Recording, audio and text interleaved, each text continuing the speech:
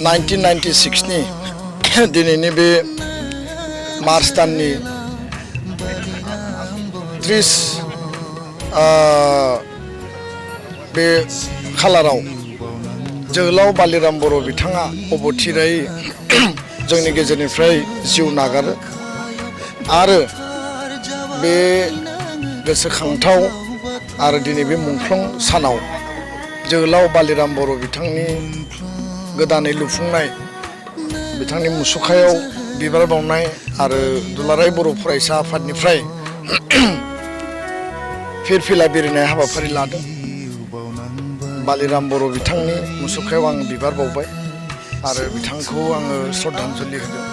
बिथांनि सोरगोआरि जिउमाया जाहाथे इसोरनि सेराव आलो गोजोनै थानो हायो आरो माहारिबाद जातीयताबादनि थाखाय बिथांनि जिखिनि संग्रामि जिखिनि स्पिरिटमोन बड'फाजों आगदा आगसि थानानै आगुनि दरं जिल्ला आथिखालनि उदालगुरि जिल्लायाव बा एन्टायार बड'लेण्ड आलादा रायजोनि सोमावसारनायाव बिथाङा जि मैखोम बिफाव लादोंमोन बेयो जोंनि थाखाय जेब्लायबो थुलुंगानि मोनसे नेरसोन।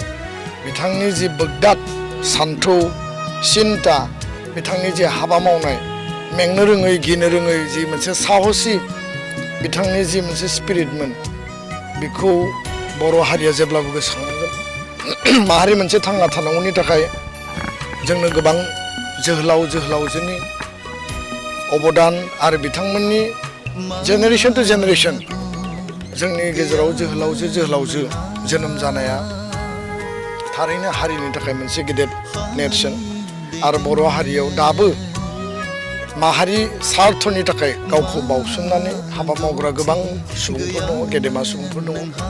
जोहोलाव बालिराम बर'नि मुङै थांनाय समफोराव दुलाराय बर' फरायसा आफादा जिखिनि थांखि लाबोबाय बिथांनि जोनोम सान, बिथांनि थैनाय सान, मुंख्लं सान आरो बिथांनि मुङाव मोजां मोनसे मुसुखा गायसननानै गोजोन खालामनायनि जे थांखि बियो दिनै मोगथां महराव जाफुंसार महर मोनबाय।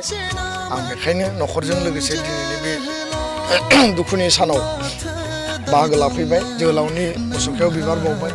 मिजिंथिदों आद्रा थानाय बालिराम बर' बिथांनि जि मोनसे सेक्रिफाइस, जि मोनसे अबदान बियो माहारिनि थाखाय आरो हारिनि थाखाय मोनसे अबदान महरै बिथांनि सेक्रिफाइसआ मोनसे अबदान महरै इयुननि समाव जोङो जोबथा आल्टिमेट थांखिसिम जों सहैनो हागोन आरो बे मोनसे मिजिंखौनो लानानै जों जेब्लायबो बिथांखौ जोङो सिबिबोदों, मान होबोदों आरो जोङो गोसोखांबोदों।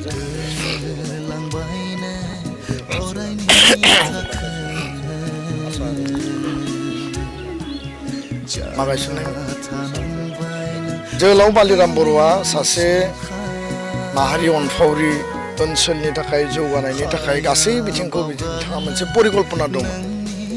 बिथाङा जथेस्थ' नाजादोंमोन।